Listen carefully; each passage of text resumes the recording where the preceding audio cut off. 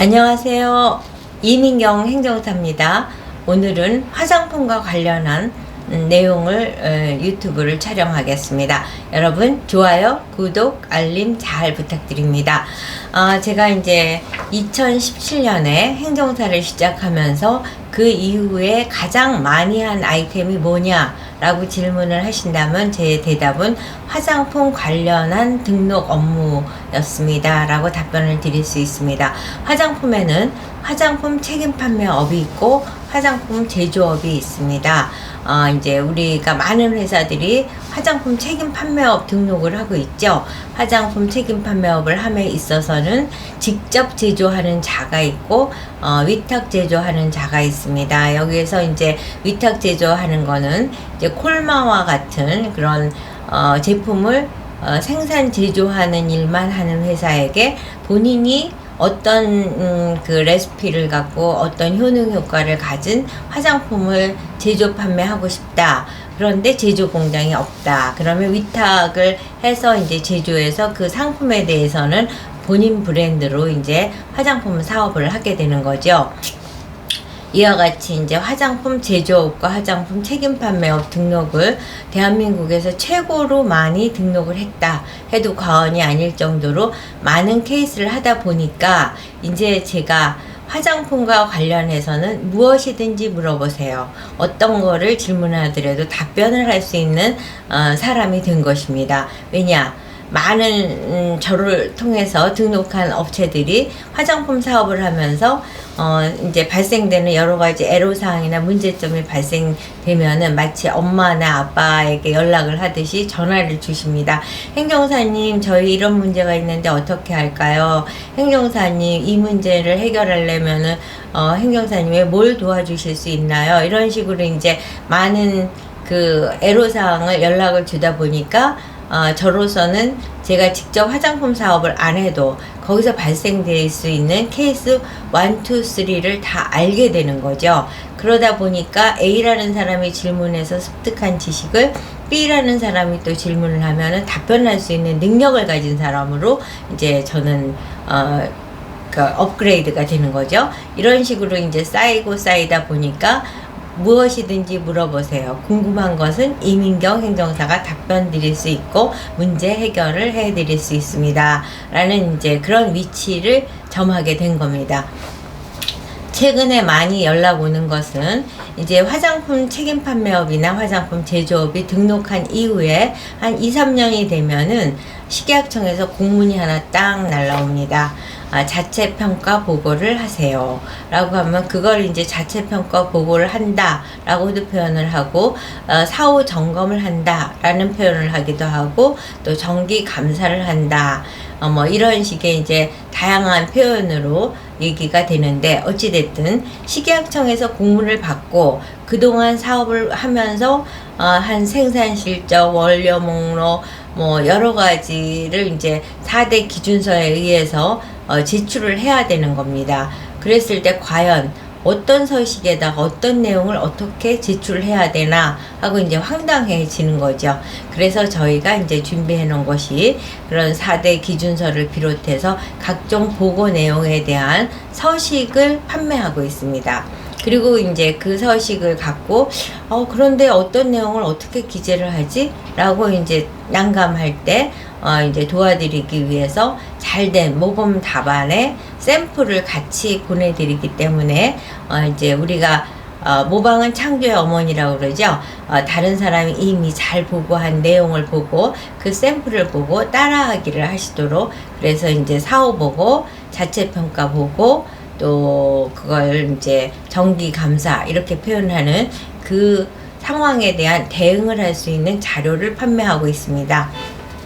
이럴 경우에 유념하셔야 될 게 뭐냐면, 우리는 판매한 것도 없고 생산한 실적도 없어. 보고할 거 없으니까 나는 제출하지 않아도 돼. 라고 스스로 자기 결정을 해갖고 보고를 하지 않는다. 그러면 이제 이것은 위법한 사례가 되는 거죠.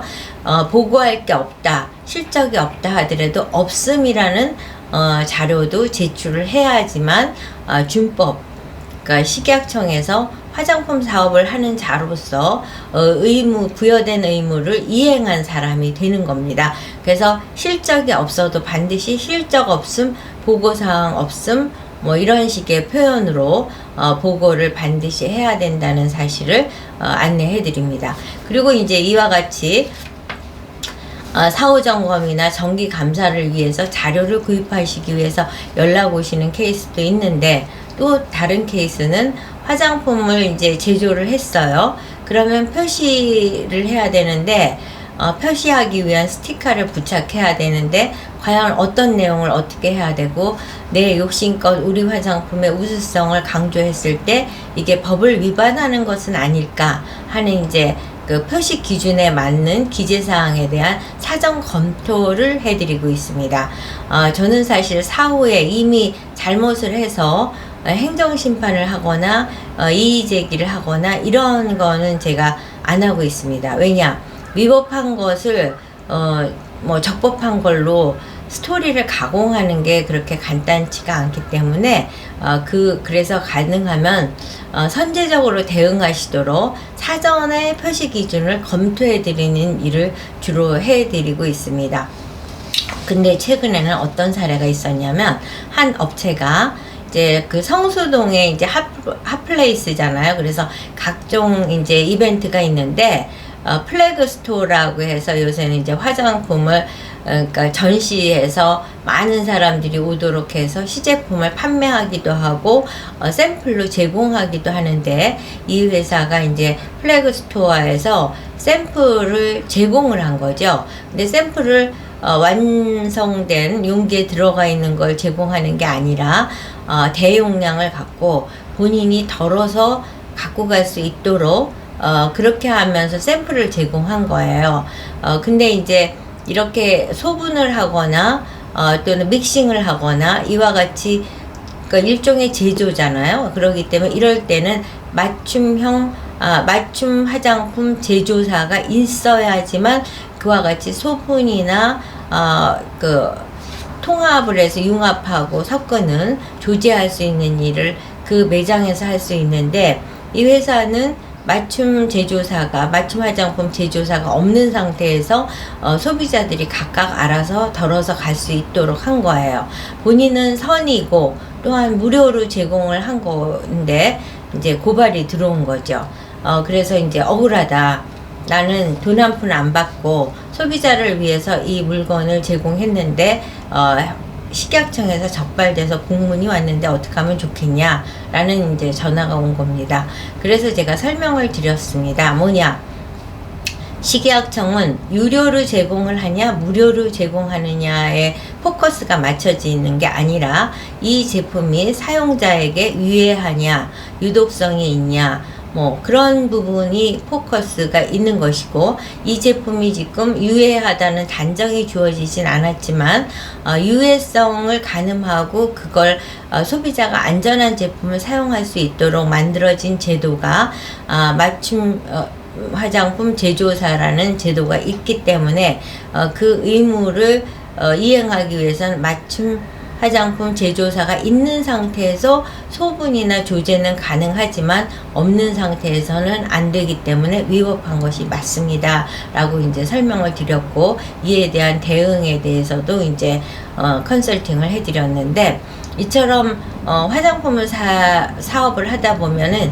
예기치 않는 수많은 사례들이 발생이 되는데, 이민경 행정사는 사례 부자가 되고 노하우가 축적되어 있기 때문에 무엇이든지 물어보시면 제가 컨설팅을 정확하게 해드릴 수 있는 전문가라는 점을 강조해 드립니다. 여러분, 화장품 사업을 하다가 문제가 발생됐을 때는 최고 전문가 이민경 행정사에게 연락 주시기 바랍니다. 오늘 영상 잘 보셨습니까? 좋아요, 구독, 알림 잘 부탁드립니다.